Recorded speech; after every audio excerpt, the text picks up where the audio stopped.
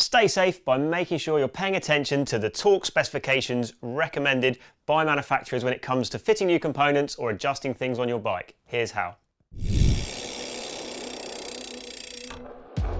So before I get on to why it's so important that we do adhere to these torque values that you see written on components dotted around your bike, a couple of things. One, we're going to run through some tools, so some different types of torque wrenches, and the other thing is just to differentiate between what is a torque setting and what is a Torx bolt. It's something that sometimes I think people get confused because they're so similar sounding, but TORX, Torx, is actually referring to a style of bolt head which has got like a six-pointed star, which is designed really to give the tools a much better, kind of crisper connection with the bolt, to help you from stripping out the bolt heads.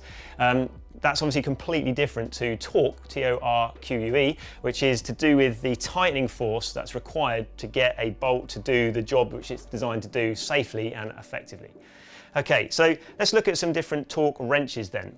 Now we've cleared that up. So we'll start at the top. This is a digital torque wrench from Topeak, quite a fancy product. So this will give me a digital readout of a torque value, and it'll also give me a nice audible beep when I reach the desired setting that I've set it to for the particular application.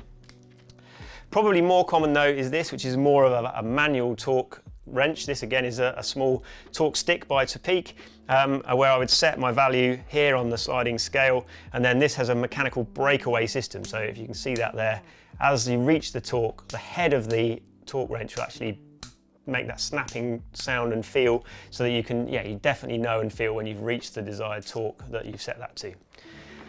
Another cheaper option is more of an analog gauge. So these are quite basic, just like an Allen key really, with a swing gauge on. And that just means that as you put that into the bolt and turn, this needle is going to move across this scale, and it'll be very easy to see visually when you reach the number of the torque value that you actually want to hit. And finally then, this is a more commonly becoming how people are using torque wrenches now, which is a preset gauge. Some bike manufacturers are even supplying these with bikes. This one is actually a Bontrager one that comes with a Trek bike for that reason. So it's preset to 5 Newton meters because that is a quite common number used around bikes, particularly for like stems and handlebars, seat clamps and so on. And so yeah, that only measures one particular setting, so there's no adjustments on this. You just literally use it as it is, pop it in your bolt and turn until this, again, it's got a click on and off mechanism which you'll be able to feel very clearly when you reach the desired torque. So that's torque wrenches. Those are the kind of styles you're going to come across, but whichever one you use, it's obviously really important that we are paying attention to these settings on the parts around our bikes. Particularly I think when it comes to things like handlebar clamps, wheel axles, those kind of things where safety is paramount. Those values are not there for fun. You know, those values are put on the products by manufacturers, I should say, from the testing that they've done in controlled environments to make sure they know that at that tightness, that bolt is going to do the job it's supposed to do, and that product is going to be safe, and importantly, not damage other components. So, for instance, you know, it's known that one of the main causes for carbon handlebars failing is where people have over-tightened that front bar clamp. It's actually crushed and damaged the carbon bar, and that can lead to a failure elsewhere. So you can see it's really important that sticking to these sort of torque values that are specified by the manufacturers is really important. Okay, so let's look at a couple of torque wrenches in use and show you how to use them. So I'm going to start with the little chap here. We'll do this seat bolt on this particular bike. Now, again, as I said, you'll see these numbers stamped all over the bike on all the various components. So it's nice and easy to know what torque setting you're working towards. So this one says 6 Newton meters. One small caveat with that might well be that you need to just check with the manufacturer whether that is a maximum torque setting or a recommended torque setting. There's a slight difference with that. If it's the maximum torque setting, you definitely wouldn't want to necessarily be nudging up to that every time. You probably want to just come 10, maybe 20% lower than the maximum torque setting. But if it's a recommended torque setting, that's all good. You can adjust and set your torque wrench up to that. So this one is recommended at 6 Newton meters, so I'm going to set my torque just literally by twisting this bottom adjuster until the gauge is at 6. There we go, lock that in place. And then as I put that into the bolt and start tightening, as I feel that bolt come tight, which I'm starting to now, I'll expect that torque wrench, there we go. So you'll see I've reached 6 Newton meters, and now that torque wrench is snapping off at that point.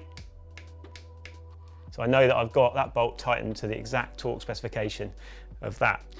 Important to note, when you finish with your torque wrench adjusting and checking, do wind it back to close to its 0 setting. You don't have to go all the way to 0, but you want to take as much of the tension really off that spring that's in that mechanism as possible. That will just help it to stay calibrated. This is a precision piece of equipment which comes from the factory, very accurately calibrated to make sure it's reading correctly. So yeah, leaving the spring tension off by winding it back to 0 is a really good tip when you put it back in your toolbox. Okay. Let's take a look at the digital gauge. I'm going to check this rear axle here. So this clearly says 12 Newton meters on there. So again, I'm going to fire up my digital reading. I'm just going to pop my torque wrench setting to 12 Newton meters. Pop that in, start tightening. And the digital gauge, quite handy on this one, actually goes up real time with the torque that I'm putting in, so I can see what I'm doing. And then actually when you get to 12, there we go. So it's a really audible beep when I get to 12 Newton meters. I can check that again. There we go. So again, spot on accuracy. I can be sure that that is exactly as it's set up as it's supposed to be. Finally then, the analog gauge. Let's take a look at this sort of more basic swing gauge. I'm going to pop this in this stem bolt. This one says 5 Newton meters. It also quite nicely gives me a little arrow on there to show me which way is to tighten. So as I turn that clockwise to tighten it, you can see that needle moving across that scale, and I can see when I get to 5, I know when to stop. I've got 5 Newton meters of tightening torque in that bolt. So you can see it's a bit more of a basic system, a bit more rudimentary compared to the digital stuff, but a lot cheaper. So if you don't want to invest loads of money in these tools, that's a potential option. We'll have a look at the Bontrager tool as well. As I said, it's preset, so there's no adjustments on this one. You just literally use it as it is. Pop that into the bolt, and there we go. It's already set to 5 Newton meters. We've already checked that with the other one, so we know. But that will just break away. So I know that that's checked and good to go at 5 Newton meters. Other things you need to be aware of with torque then. So one particular caveat is the state of the bolts.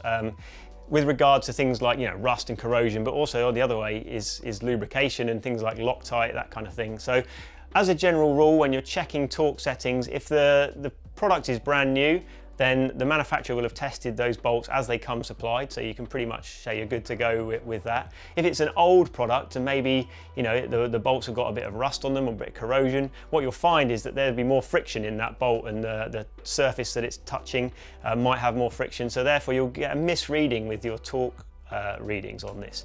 So with a rusty bolt, it would effectively then reach its torque setting sooner before it actually fully clamped up the component you were doing. So it's important to have a bit of common sense when it comes to torque readings. Similarly, if a bolt is very well greased or oiled, you'd find the opposite. The bolt is going to have a lot less friction. So as you're tightening it up, it's going to go past its tightening torque before the torque wrench actually would click off. So again, yeah, common sense is the key there. Just take a look at the state of the bolts, and maybe you need to adjust your kind of settings accordingly. But as a general rule, I think a clean and lightly oiled bolt is the best case scenario. That's pretty much your sort of your gold standard to go by.